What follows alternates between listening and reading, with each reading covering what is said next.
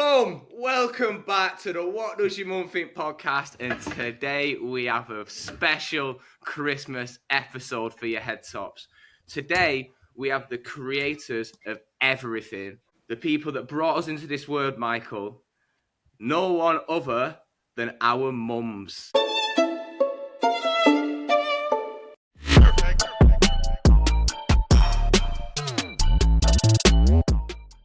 So what do our mum? Welcome. We should be saying welcome to the What Do Our Mums Think podcast.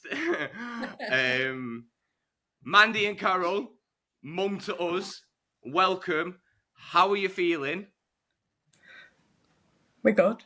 We're good, aren't we, Carol? Yeah. Mum, are you good? How are you feeling? A little bit nervous, but I'm okay. We feel nervous every time we do it. It's all right. We'll get through this. Understandably, this is the first time you've both been on a podcast, so we're going to embrace all the wobbles and stuff like that.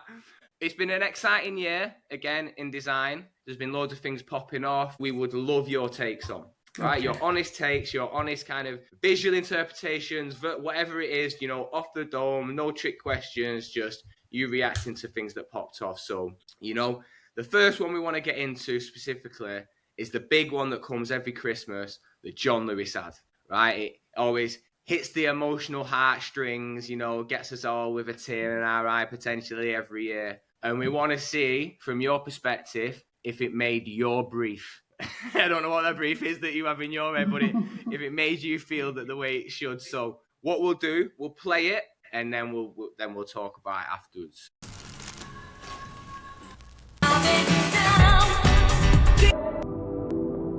So straight away, how does that make you feel? Emotional. Yeah, very emotional. Yeah. Mm-hmm.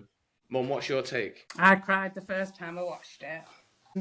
I think it's a story about reconnecting between father and son. The son showed the dad by giving him this thoughtful gift.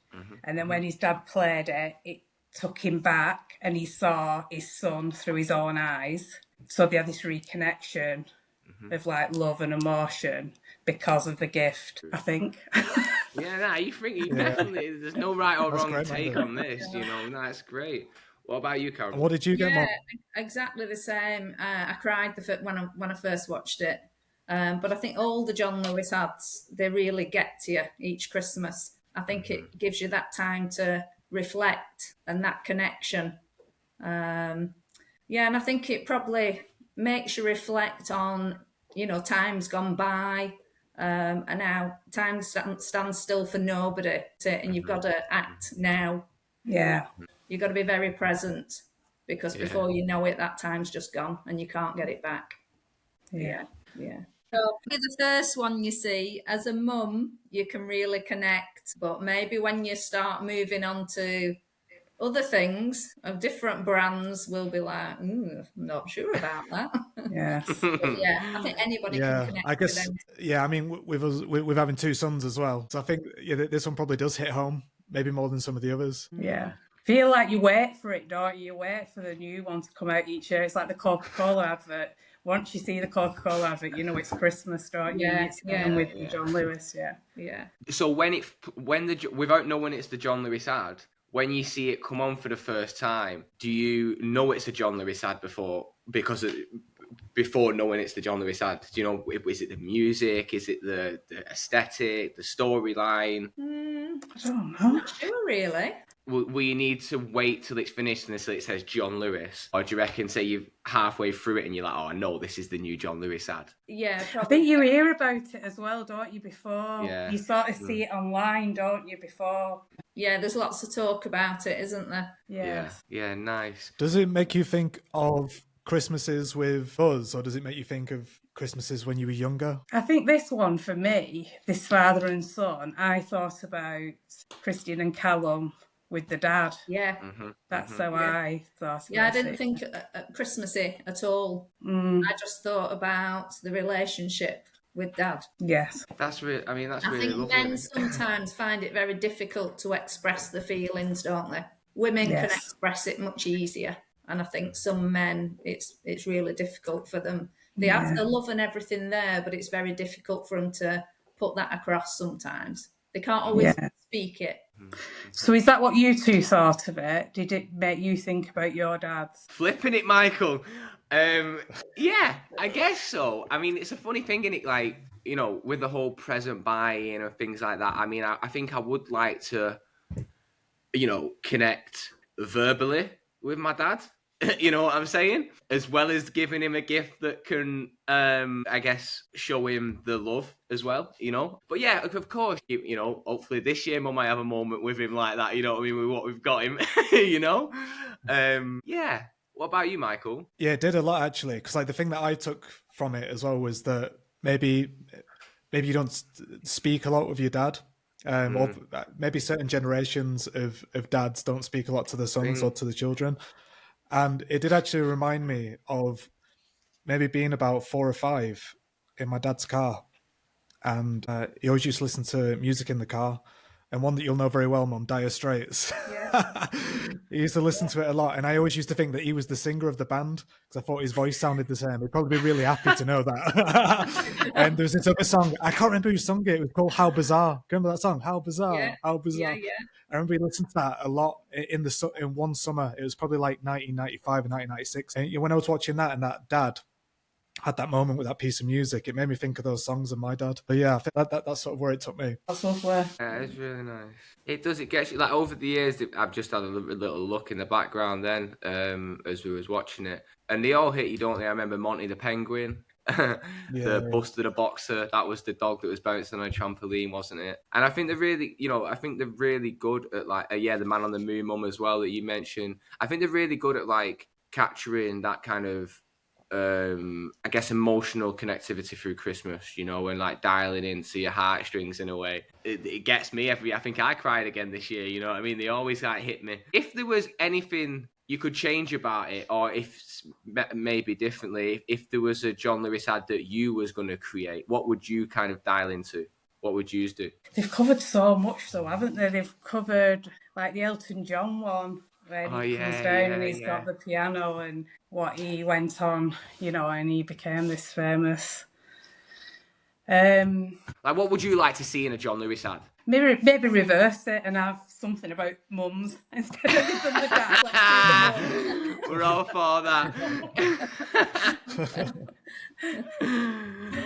When you've watched it once. Do you feel that's enough? No, I think you want to see it again, and then what they do, they put it on in short, don't they? So you don't always see the full version of it. They just put clips on, and then like last night they played the full version of it. So I sort of think when they put the short version on, they've not played it all, and then when they do, so I don't think you get.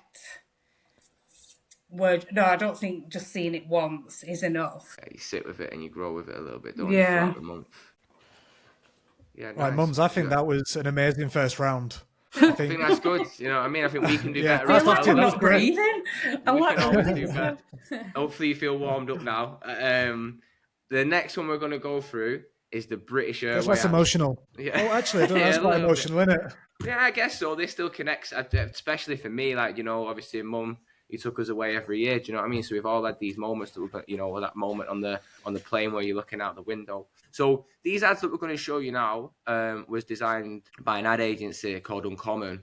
And these have kind of took off because of the pure simplicity to them and the celebration of the unmistakable assets that are. And me and Michael and the philosophy that we've kind of been taught in design is all about like simplicity and like identifying the iconicity that comes with brands and like utilizing them in creative context, whatever it be. Do you know what I mean?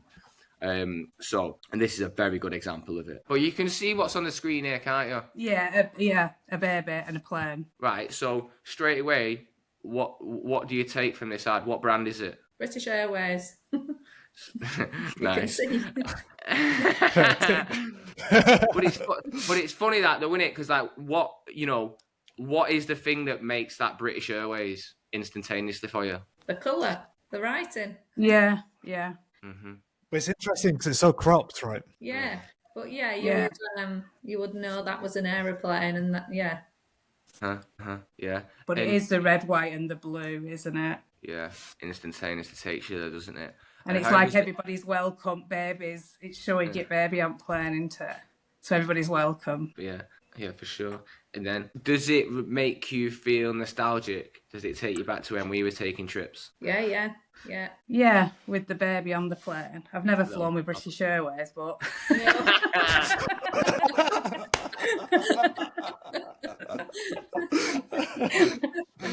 Would you fly with British Airways after seeing this ad? I think it feels expensive. I think. Nice. That's a nice take, Mum. What makes it Yeah. feel? It does What feel makes it? prestigious, doesn't it? Yeah. Yeah, That's the it's impression the you brand, get, and that it's at the top of the market, top of the British flight, and yeah, That's a really We've never interesting touched take. that, have we? Any of us on this call? working hard to get there, you know what I mean? Lighting at all cylinders. That's a really interesting take. What specifically makes it feel like that for you both? It looks rich, doesn't it? It looks expensive.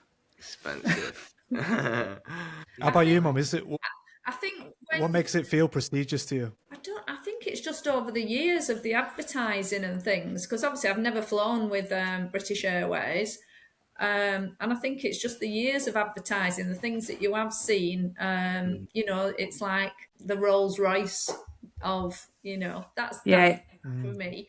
But obviously, when you're taking your family on holiday, when you've got younger children, British Airways is just out of the question for you to even think of going on a holiday, but now I'd love to go on one. It looks classy. It looks classy. Everything about it seems classy. I think what it is with British Airways as well, when you book a package holiday when you've got a family, British Airways isn't an option, is it?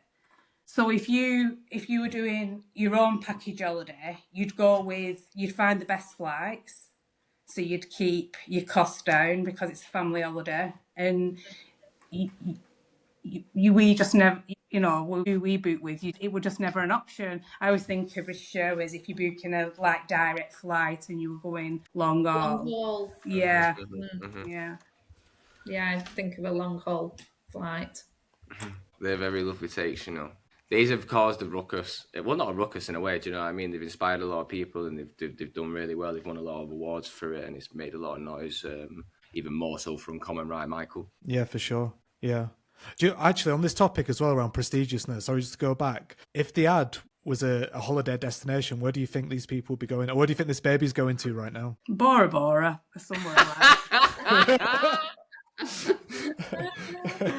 Must be nice. Seychelles. Yeah. Seychelles, yeah. Somewhere nice. Right. She could be going to New York. She could be going to China. Yeah. Could be. I love it. That's great takes. You both grew up with brands that have changed over the years. Brands that you've both really connected with, I guess. Can you both think of a brand that you grew up with that when you think back to your childhood, it always reminds you of like maybe something that your mothers gave you? Or I always think back, and I think every year when I see the tins of chocolate, we always had a tin at Quality Street, and the tin always looked so big. Yeah. And I always look at the Quality Street and think, I loved the tin. It was a tin, wasn't it, Carol, when we were young? It was a tin, it was deep, and there seemed like hundreds of sweets in this tin. And I look at them and it's so disappointed when you see the plastic tubs because it was shiny. And I think there were only really Quality Streets, weren't there, when we were young? They didn't have all the celebrations and things like that. But I always remember this Quality tin at Christmas. Always. And even when I saw them the other day, I still think it. And I know it's in a plastic tub and I know it's smaller, but I love the Quality Street tin. Yeah. I think the other thing for us, Christian, and maybe your mum was in the same situation, when we was children, you didn't get sweets every week. There wasn't a daily treat. There weren't a weekly treat. No. So when Christmas came around, something like the tin of Quality Streets, it was like a real treat.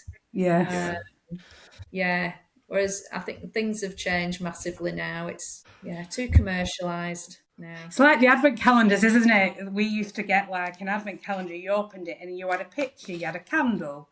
Didn't you? And then you had a stable on Christmas Eve, and you used to get so excited about opening, and every year it would just say these same pictures, Christmas tree and different things. Yeah. Well, no, it's all very like, children wouldn't want today just see a picture, will they? They want a chocolate, or they want a present, or... Yeah, the small chocolate's not enough anymore, is it? No. We were so excited to open that calendar. Yeah. Yeah. See a candlestick. Go on, give it us, Mum, because Christian wouldn't have heard this, but he would have heard Mandy's version. What did you get for Christmas when you were younger? What did I get? I got an apple. I got a satsuma. I got did. some nuts. You know, the ones, the nut crack, you know, that you would need to crack the nut open. Yeah. And maybe I got a second-hand bike one year. But yeah, nothing like the children get today. No. Nothing at all. No. Yeah. What about you, Mum? Especially these two live here. Different Madness. It's madness. I say, Mum, not like these two that are under this roof here. Every day is like bloody Christmas. It's ridiculous. Yeah, we never got, but even with you, we didn't like. You spoiled me, Ma. You spoiled me every year, Ma, and Callum. Birthdays, Christmas, Easters, but we didn't. If we went shopping at supermarket, you didn't always come back with a toy or a game or something. But your Christmas and your birthdays were special, and they were different to ours. But you didn't have all the time. You had it on on special occasions. But yeah, we did go OTT at Christmas. It's just ridiculous. But I used to get an apple, a tangerine, and I used to always say, "Why did you put these in?" And they were like, "Eton." But I remember getting a pair of roller boots. You got like one thing, whether it be a game or skates or whatever. You didn't get nowhere near. I mean, you look at price of these like games, don't you? These console games and advertised on telling like £400 and odd, and I'm thinking, I'm glad mine have grown up. It were expensive enough when you were growing up, but I think it's crazy now. Yeah, it's a very different world, isn't it? And it even because going back to the Quality Street tub, you know, the tin again, that takes me back to when I was a kid, really. I guess, you know, it's got smaller and smaller over the years as well. But going to a plastic tub now, that I always remember the repurpose. Nana Annie, Mum, would you they'd be all over a flat. Yeah. She'd have sewing things in one of them. There'd be paints in another one. You know what I mean? Yeah. Cake tins. Yeah, exactly. Yeah, cake tin, perfect for a cake tin. Yeah, you're right. I remember probably Mum back in the day probably taking a Christmas cake into school or something in one of them. You know what I mean? Or something. Can you think of any brands that have rebranded that you've grew up, that's been in your life for as long as you can remember, and you felt like the rebrand felt a bit disconnected with what you believed in with the brand? If that makes sense. I heard something yesterday that I didn't know, that Toblerone have took the mountains off the Toblerone. I hope this is true. I can't remember what I saw it on. Which hair, the Toblerone, where they used to have the mountains on, they took the mountains off because they're not made in Sweden anymore. But I don't know if this is true or not. Bradley Walsh might have been joking, but the mountains have apparently come off the Toblerone. I don't know if it's true. He's always joking, Bradley Walsh. No, I do think something's happened. What do you mean, the actual chocolate itself or the logo? No, on the packaging. I think how it used to have the mountains on. Yeah, I do think I know it got updated by Bulletproof. Didn't it, Michael? I think that's the most recent take they did on it. And then me and Carol remember, so Snickers used to be called marathons, didn't they? Yeah. Okay. Yeah, so recently the UK Gov rebranded, and I believe it costed £532,000, and that's sort of been the topic of this rebrand, and everyone's been kicking off about how much it costs. Obviously, people are concerned about it's taxpayers' money that's being spent on this, especially when they see the result. So basically, they've moved the white dot from the bottom, they've moved it up, and they've made it blue. Yeah. I don't comprehend. I don't understand why they've needed to change it. I think it looks better the old way it was. Yeah, it looks more regal, more royal, Official, more yes. official. Yeah. Yeah. I don't understand That's why. interesting. I don't. Yeah. I don't. Why have they changed it to that? For what reason? Do you know? Do you know what? I've not looked into it that deeply, but I know that what they're trying to do at the moment is make all of the official documents, try and put them all in one place so everybody's got a digital ID. So your passport's digital, your driving license is digital, and you can just access it all online. So I think what they're trying to do is simplify the brand so it works better for a digital space. So you can just, like, Carol or Mandy can just open up the gov.uk app and it's like, oh look, there's my passport, oh look, there's my driving license, and it just probably feels a little bit fresher and easier to use. But I think the other one looks more official, and I think you trust that. I think you trust that when you go onto there. I think, right, I don't know how I feel about it. Yeah, I would have questioned if I was on the right website. I would have gone looking for the other. I'd think, no, I'm on the wrong thing here. I need to look for the original. Paying all that money, just change it. It's like an official logo, isn't it? I think it should just be kept where it is. It's really interesting, isn't it? Again, that familiarity that reassures trust in you, and these kind of like visual things that you're just so used to seeing, and especially in a world today as well, where, like, you know, mum and dad, you both get like texts off this trying to spam you here and like trying to do, you know, and whatnot. So I think it, again, for the, you know, older user, in a sense, you know, can be, if they're not aware of it, they can go on a website when they see a rebrand like that and not be sure it's like legit. You know? Yeah. But it's something that's kind of like, so I think fighting it's not justifying it, the money that was spent, but I think the little move-ons that happen with brands like that, they're so trusted. What you said, Carol, you know, I'm saying that when you used to seeing the black and white, you used to seeing that for all these years. These subconsciously get like slightly, you know, like incorporated into your brain by seeing it, you know. And I think it's got to be, you know, there'll be a bigger issue holistically in the deeper kind of roots of the brand that they'll be addressing. Like, you can see there's a color palette now, so when they'll be designing graphs, you can imagine them graphs go into that color palette a little bit more and stuff. So there's definitely a lot more depth to it. But then the what the user sees and what the world sees is just this 500k for like a dot being changed. There'll definitely be more depth to it. Do you know what I mean? It's not just the dot. But I'd love your take there of like how it, you know, if you've not seen it and you're not aware of this reintroduction of this new logo, you can almost think it be not good to click on. Yeah. To add to this, if you were in the government, you had £500,000 to spend to, I don't know, create something in your community to give to the UK. What would you have spent that money on rather than a rebrand of? I definitely wouldn't have done that. I wouldn't have rebranded something. There's money needed in other places. What would you have spent it on? I think it needs going to NHS. Tell them.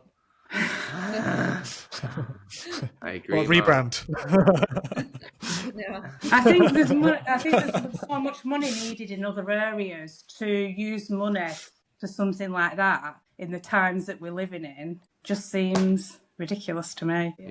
Yeah, it is wild, and it's hard to. And again, when the world sees that, and with the madness that is going on within the economy and things, I think people are going to have a negative kind of take on it, because it's like, Jesus Christ, we're wasting all this kind of like taxpayers' money on this rebrand when fucking excuse me.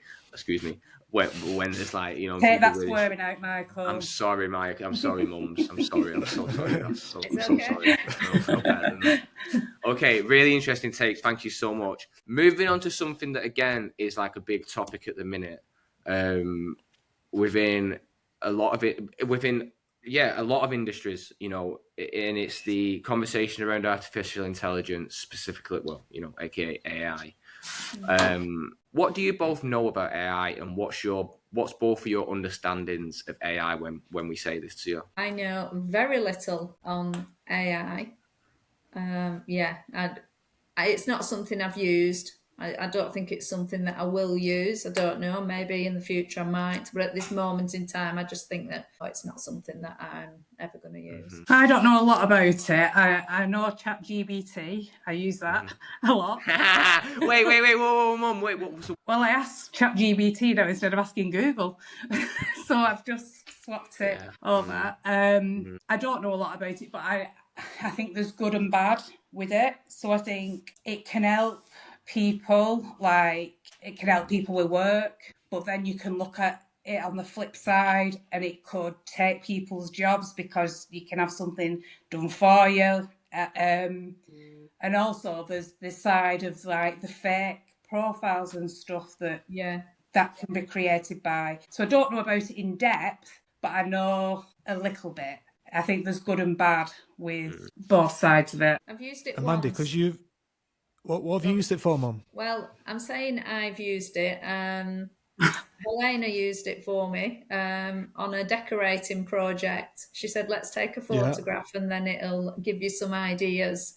So, so for that, it was okay. But then I've also seen, where it's fake and you think, is it actually real, that? So it does make you question everything now, whether, is this real? Yeah. It's crazy because I think because me and Christian are in this visual world all the time, it's a little bit easier for us to spot a fake picture or a fake video. But even they're very convincing to us. And I know, like, even talking to Shang sometimes, she'll be like showing me this thing. I'm like, well, that's obviously not real. And she's like, what? It isn't. So there's that. And so there's like visual things that are obviously deceiving. But then there's also people sending messages.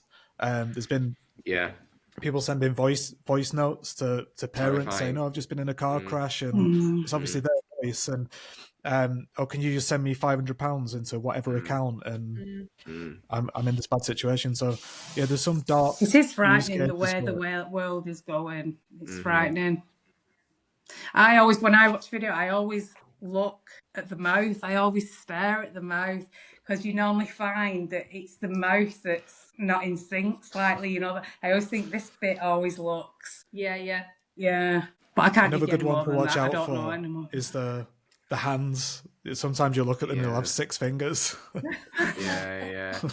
It is getting really better though. Like the have you seen the Coca-Cola ad this year? Yes, that's been done by AI, hasn't it? That's all been created by AI, yeah. And again, like it for me, it's like that just kills everything for me, like in that context, because I think it's a bit of a cop-out. I think there's so much more you could do with, like, doing something in illustration, like with the sentiment of that Coca-Cola ad, to do it with AI for something that's been around for so many years. I just think I think it's a miss. You know what I mean? I just don't think it should be used in that context, but, Do you think you could watch a TV show or a movie that's been made by AI? Or do you think you're always going to have to watch something that's made by people? Yeah, I definitely couldn't. No, I don't think I could. We're watching a show at the moment down Cemetery Road. And when it comes on, I said to Callum, that's not real, is it? And so in my head, I imagine that has been done by AI. But so the fact that I look at it and know it's, not real and it has been done in that way, it does make you think, doesn't it? Do you both see any positive uses for AI, or are you aware of any positive uses for AI? Should I say? I just I think I would use. No, I've only, like I say, I've only know ChatGPT. That's all I know. But I think for other people, I think it can help some people in some good ways, but then there are negative things that come with it as well. Do you use it a lot? Do you two use it a lot in design? Yeah. I think it's a tool for us. I think the thing with ChatGPT, the thing I've been using it now properly for probably about just over 12 months, maybe a year and a half or so. And it's great for me and Michael when we're on a design project and we've got an idea in our head, we want to visualize it really quickly, we can put a quick prompt in there, and it'll help us, be able to visualize our thought a little bit more clearly. So I think in that regard, it's a really good tool for like people in these kind of industries. Any like what other builds have you got on that, Michael? I think it's good to help you gain information fast, but still not very good at doing the creative stuff. So I don't think we'll ever be. I think some people in our industry will be replaced because it can spit out a website or a presentation design very quickly. but it's just missing that human connection and that handcrafted feel. You can feel that a human's not connected with that piece of work currently. Anyway, but outside of our work, I use it every day. Like I use it for so many different things. It's so intelligent because it's just more intelligent than humans. It's got every resource possible. So like May, my daughter, she went to have some blood tests yesterday just to check on allergies, and we got the results back, and I could just screen grab it, and it was in Chinese as well, so it definitely helped. I screen grabbed it and put it into ChatGPT and was like, well, what does this mean? And it was just saying like, oh no, she doesn't have like a gluten intolerance or anything like that. And it was really helpful for that, but also it helped me realize that the test that we had done was a little bit misleading, and that it was a bit of a money grab, and that if we'd gone somewhere else, we probably would have got like a full profile done. So I think it can help you understand a lot more things, and also it can give you something that's very bespoke to you as well. So say like a shopping list or something like that, like once you start using it after a little while and you go, well, I think I need this and that, and it'll be like, oh, Carol, Mandy, you normally get this, like, do you not want bananas this week? Or so it's really good for that. But then the scary thing about that is it knows everything about you. Like if I ask ChatGPT now, what's that, Mum? Maybe that is exactly what I'm needing. I've not been educated. Especially how it works, especially if you go in senile.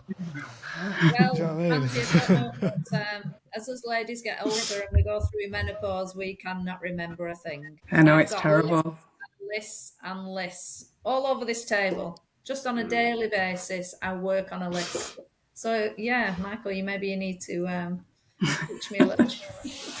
Well, it is good, but like I was saying, if me or Christian now type into ChatGPT, like, tell me everything you know about me, it's actually scary because I end up having very personal, like I tell it very personal things, like help me with certain things, whether it's to do with diet or money or just very simple things, because it has such a logic to everything that it can help you through certain decisions.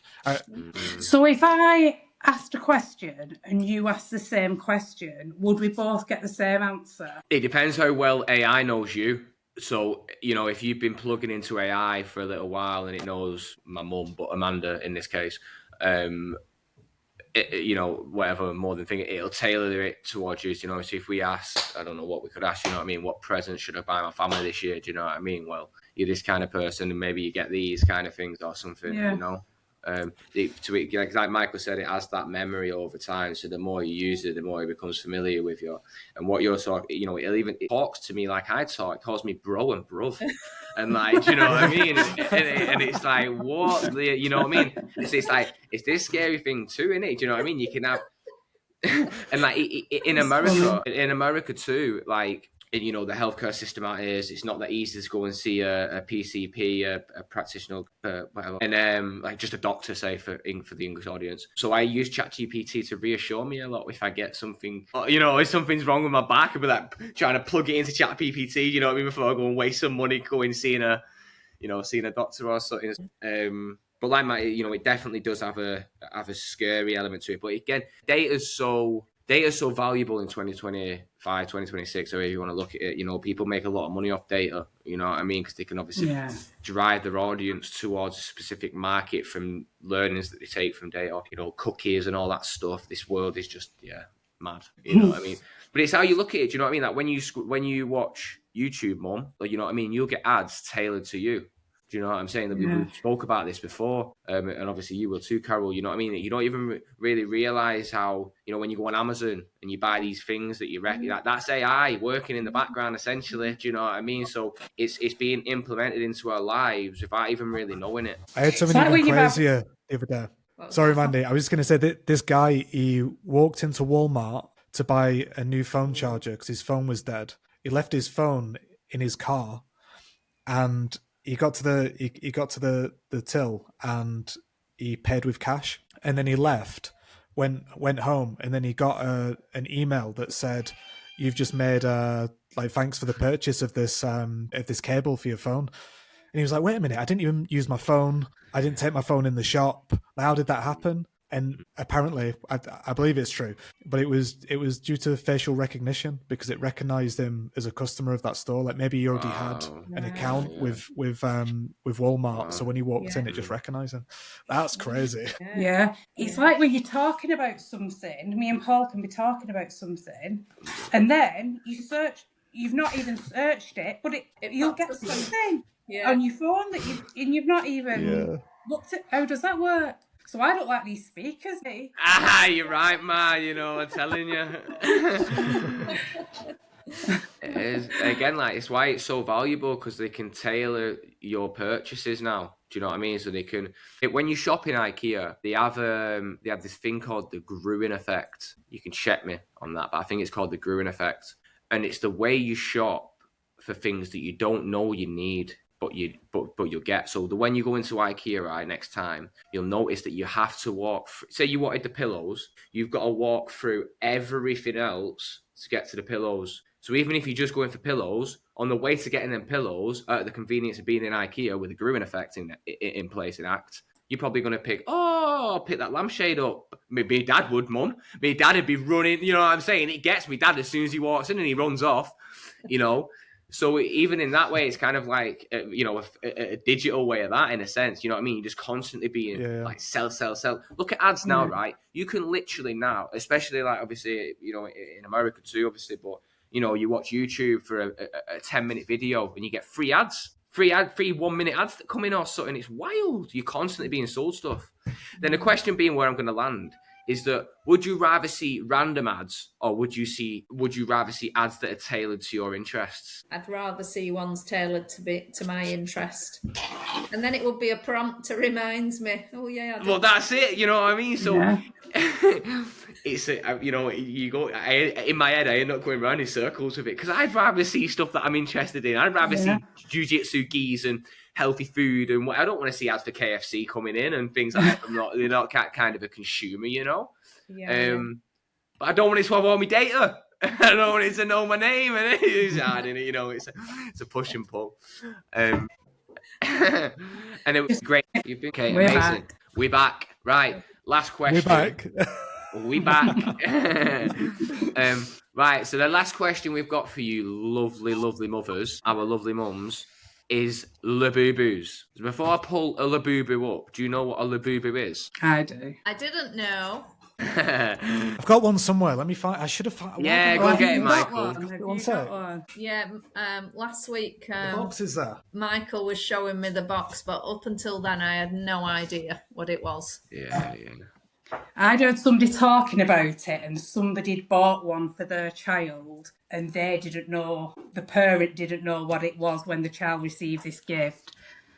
And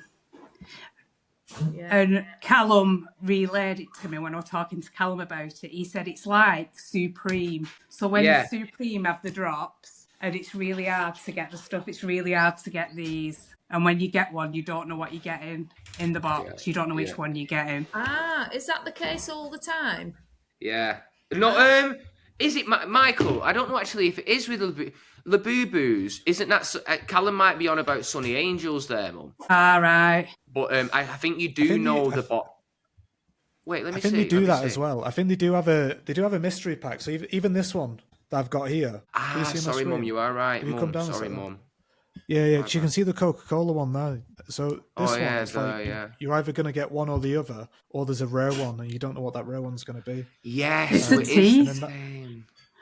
It's the teeth. They look like they've got sharp. They look like they've got sharp teeth, and they look really mischievous, don't they? Aren't they? They're not the nicest looking. No. They remind me of the gremlins from when our children were younger, and they all went mad for them gremlin type doll things. Yeah, I'm sure they're very hard to get hold of, aren't they, Michael? That's I don't really know how to. I don't really know how to do it, but Shang's friend got the kids one each. So I think her daughter's like obsessed with this. It's called Pop Mart, isn't it? The shop that it's come through. Yeah. But yeah, exactly. It's got that limited edition vibe to it, like Supreme. And when I was trying to explain it to my mum the other day, it was Was it in this? When was that one? Was that like the 70s or 80s when you had the dog lead that was not attached to a dog? Yeah. Where it's like this craze where everybody's got to just have one. It's just one of those moments in history where every kid wants one of these attached to the bag.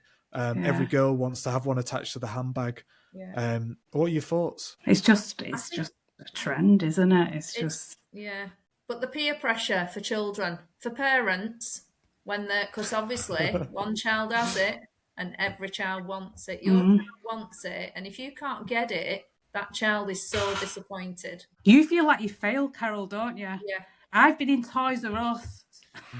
I've been in Toys R Us and wanted things. I've rang up and been there on the day to get it. Yeah. Because you feel if your friends have got it and you haven't, and it might not be something big, it might just be something small, you feel like you failed, don't you, Carol, in a way? Because you want you to be happy and you want you to, if your friends have got these things, you want, not everything, I don't mean on a big scale, but something like this. There's got to be a lot of disappointed children, isn't there? Yeah, yeah, definitely. Oh, this is, I wasn't thinking of it going here, but it completely makes sense, Mandy. Was there something that you can both think of that maybe me and Christian wanted or George and Callum wanted, where it was like, that's the thing that's in right now and we need to get it for our kids? Mine was Micro Machine cars. Oh, yeah, I remember that truck one. with Micro Machines in, and they both wanted one. They were a big truck, they had all these Micro Machines in. We kept going to Toys R Us, and then I rang one day and they said, there's some coming in today. And I went in and I said, where are these Micro Machine trucks? And they said, but they're not even on the shelves, they've just been put down, go and look. And I went and there was two. And I got both these two in a point trolley, and this lady come over to me and she said, I want one of them. And she said, do you need both of them? And I was like, yeah, I do. And she's like, well, that's not fair. And we had these two Micro Machines in our trolley, and she were following us all around Toys R Us, and I was saying to Paul, she's got to take that out of my trolley. She's going to take what we're going to do. She takes that truck out of my trolley, and with our eyes on this trolley until we got them. And I felt bad because I was thinking, well, can they share one? But you both put one on your list. And there were two there, and I wanted you both to have them. So there's that, and then the year you wanted the wrestling rings. I remember that. Wanted the wrestling rings. I remember mine came with no strings in it, didn't it? Mine came. Well, it did have the strings in. Well, I know. I remember that too. Yeah. So we got these wrestling rings. They were quite hard to get. They'd like got all these wrestlers. They opened them on Christmas Day, and they're like, "With no rings in." You know, the red rings were with no rings in. So we looked inside and out of this ring. Boxing Day, we were back at Toys R Us. Where they were, you took the grey bit, the inside of it off, and did a sellotape underneath. And I was saying, surely they've not missed them in two. One, I was fuming. Not two. I was fuming. I used to stage it all, didn't I? And stage like a big fight of them all scrapping. Yeah. So there were two things that I remember. Furbies, I think, Michael, when you was younger, it was the Furby. That's what I was trying to think That's of. That's very similar. Yeah. Furby. And like your gaming games, whatever it, I can't think of the titles, but that run up to Christmas, and you all want these Grand Theft Auto or whatever the games were. Which I remember getting Grand Theft Auto. I must have been about 9 years old as well. You and Dad came upstairs, and I remember you having a bit of a fallout with each other about if I can keep it or not. I might have to cut this bit out of the podcast, but I remember you came upstairs and I had a baseball bat and I was beating a prostitute to death. Jesus just Christ, Michael. Sorry, hell, it's just the game. We had so many arguments about that game. Christine would come home from school, I want Grand Theft Auto. No, you're not having it. Well, such a body's got it, everybody's got it, and there's only me not got it. Oh. Yeah. The pressure that you're under. It's like Michael's children are still very young. My grandchildren are still very young, so he's not got to that point yet. But he still will have his own pressures, even from Chenchi, only 5 years of age. Minecraft. He's obsessed with it. And it does get worse and worse as the years tick on, especially when they get to high school. Yeah. Do you remember, Michael, when George talked me into buying them that jumper? I'd already bought all his Christmas presents, and it wasn't having, I wasn't spending any more money. I'd already spent And then he wanted this jumper that was nearly £200. And we're talking 10 years ago, so £200 is a lot of money. But I just knew that if I didn't come up with this jumper, he was going to be so disappointed, and I had to go out and buy it. Yeah. Oh, Michael, the one thing for you I always remember, football boots at £100 a pair, and it was like just astronomical amount of money, but you want them to have it because you know you didn't ask for a lot, really, Michael. It wasn't, but the pressure on parents is just unbelievable. Try and keep children happy. Yeah, Callum with football and boots mad, and whenever we went, they never had his size. He could never go, don't know what it was, but he never ever went in and said, I want them boots, and they had them in his size, ever. Just proper mums. You know what I'm saying? That's, and obviously, Michael, you're starting to, experience all this firsthand now, bro. So you know what I mean? And you got, I'm yet to fully experience it myself yet. But I can imagine the stresses, and again, with the way Jesus' mum, I remember sitting there with the Argos catalogue and I'd tick things in the Argos catalogue, like Jesus Christ. Yeah. But now it's just social media, isn't it? Like, I guess kids will bloody won't even know a Argos catalogue. It's just scrolling a TikTok catalogue. You know what I mean? And like sending a digital list to the ma about what they want for Christmas. Do you know what I mean? And it's when you've give us your list, we start buying your list, and then randomly you change your list. Mind, yeah. Kids' heads are complex. You know what I mean? It's a complex years for the younger adult. Trying to establish themselves. That was so good. I think laddering up to the Labubus, regardless of that, it's just been really great to have you both on the podcast. Me and Michael always said that, like, when we started this, we were going to figure out like something we could do with getting our mums on. So hopefully going forward now, every year we can do a We're recap. okay now, aren't we, Carol? We're okay now. We can do a recap every year. It's gonna come sooner than you think. So I was just talking to Shang before. She's like, "You're getting your mums on for Christmas." I was like, "Well, yes. What does your mum think? Like, we can get them on whenever." She's like, "Well, it should be Mother's Day, shouldn't it?" So when's Mother's Day? Is that May? March. All right, a few months. All right, better get another episode whipped up then. Yeah, that's a good idea. Yeah. Right. To pull things back, we're going to finish now. We're going to let you go in like 5 minutes. Me and Michael, we have like 12 quick fire questions to ask you both. No, I'm rubbish. No. It's not. Our brains don't think quick enough anymore. No, there's no stress. It's not easy for me. Right. We don't need to put it out to the world. But what we'll do is we'll go 1 for 1. Mum, I'll ask you one. Michael, you ask Carol one. And we'll go like that, so you don't. It's like I won't be able to answer you. It's 6. We have brains for. We're menopausal.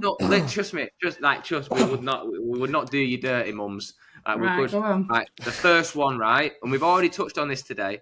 The first thing that tells you Christmas is here. Either when carols come on radio or I see Coca-Cola advert. Holidays are coming. Holidays are coming. Iconic.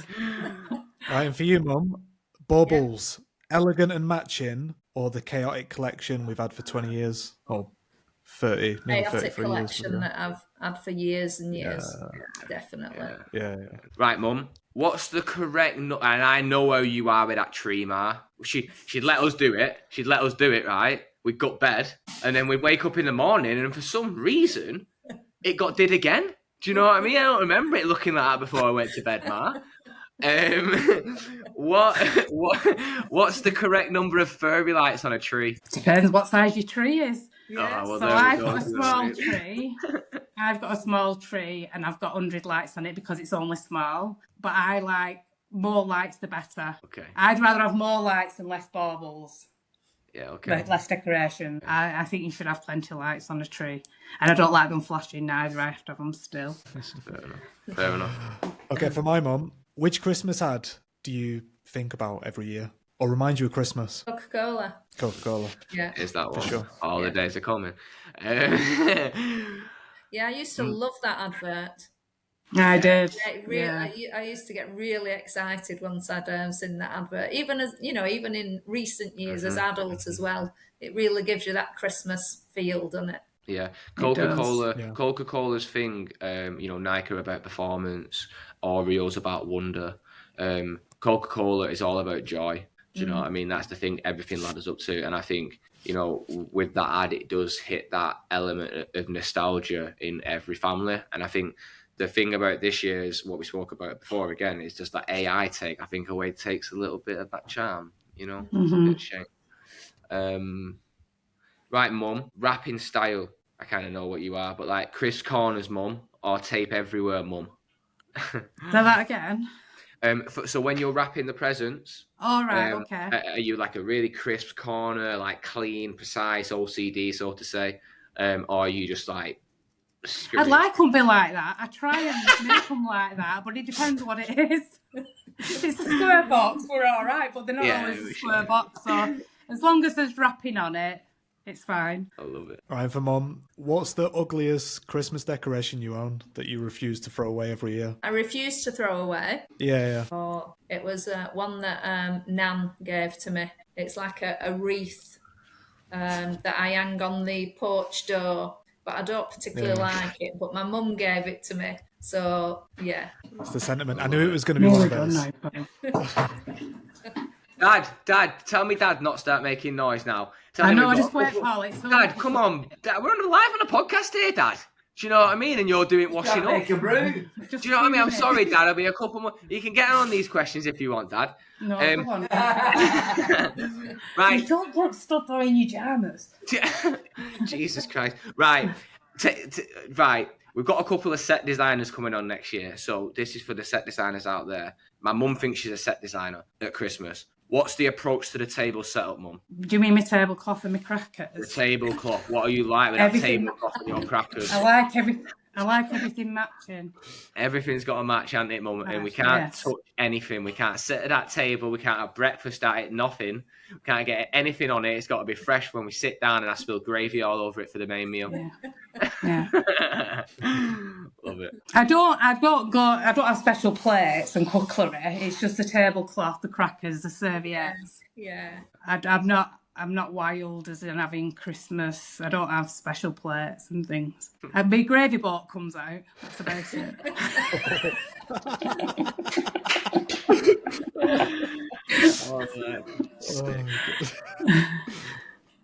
Mum, which brand do you feel gets Christmas right every year? That's an hard question, Michael. It is. I don't write them. Do you know what I mean? I don't shoot the messenger. I pulled these together, so I'll take the L. Do you know what I mean? With a little bit of help from AI, actually. Good friend. I'm glad that was yours, Carol, and not mine. Yeah. We'll cut this section. Just say John Lewis. Yeah, you just say John Lewis. I'm switching things up, Michael. What's the most mum-coded Christmas decoration of all time, Mum? Mum-coded. What's the mum decoration? That might be an odd question as well, Mum. Sorry. Let me ask you another one. Can you get me one as well? What? Yeah, I will actually, bro.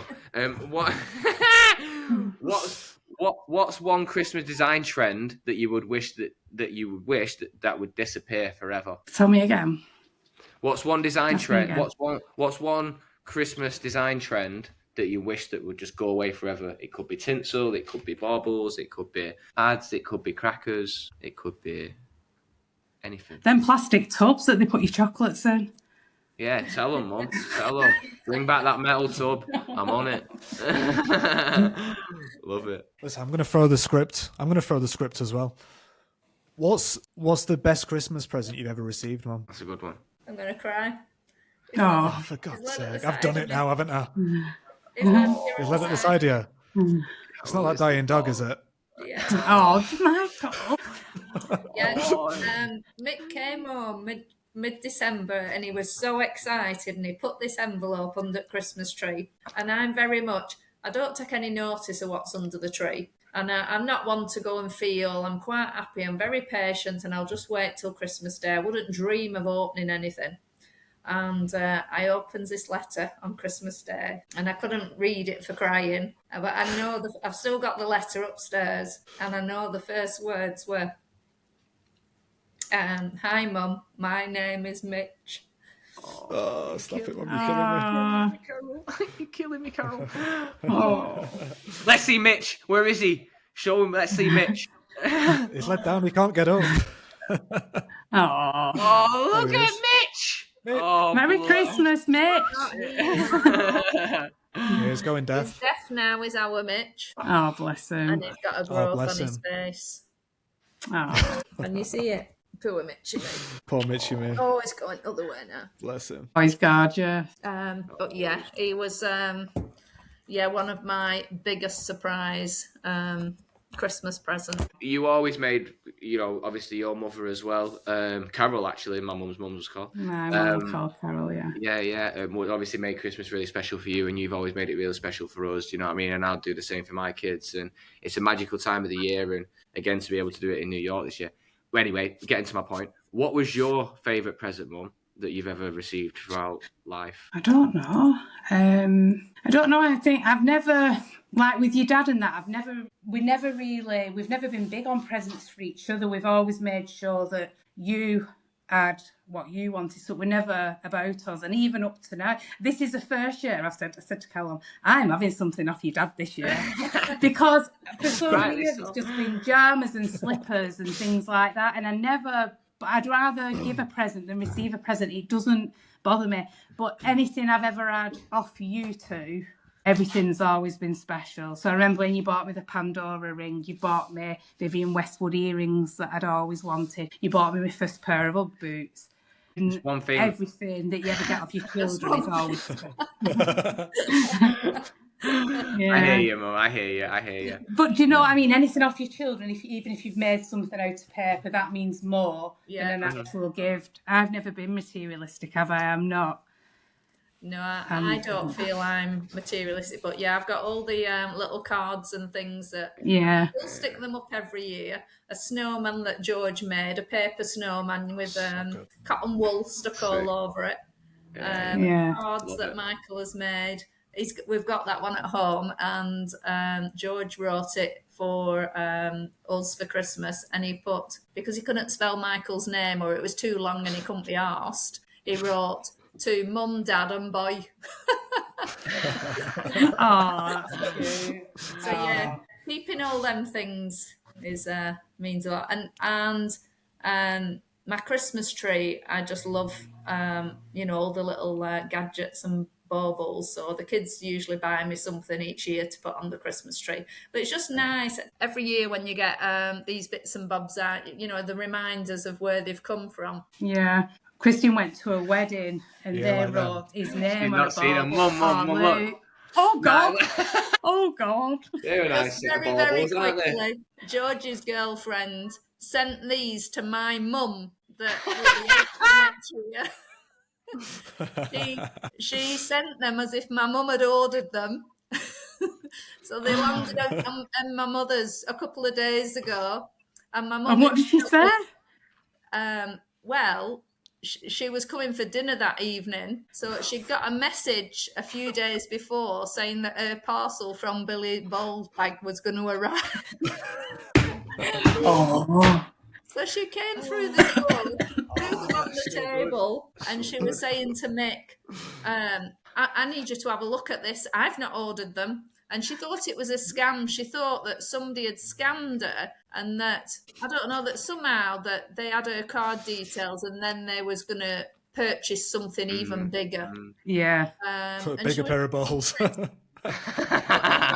She said she's not taking them home to put them on a Christmas tree. Are you going to put them on yours, Carol? Yeah. So every got year, a centipede? we never stopped laughing the other evening. Well, we kept her at it for about 45 minutes. We didn't tell her that Elena had sent them. So we had a real laugh on my mum. So, yeah, they'll be on my Christmas tree and, they'll be a reminder. Your nan would have an heart attack. Yeah. I'd have an heart attack if you receive them. I wonder if they'll get lower and lower each year.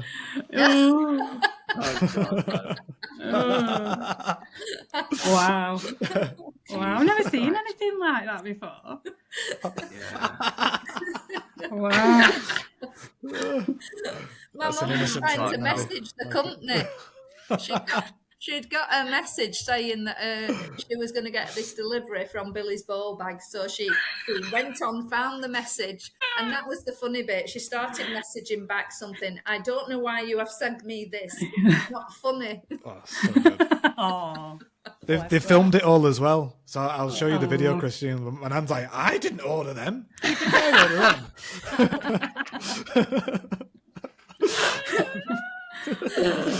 Oh God, Wow. that's so good. Oh, listen, that's a great way to bring this to an end. That was amazing, Carol. That was a great take. That could be a stand-up bit. You know what I mean?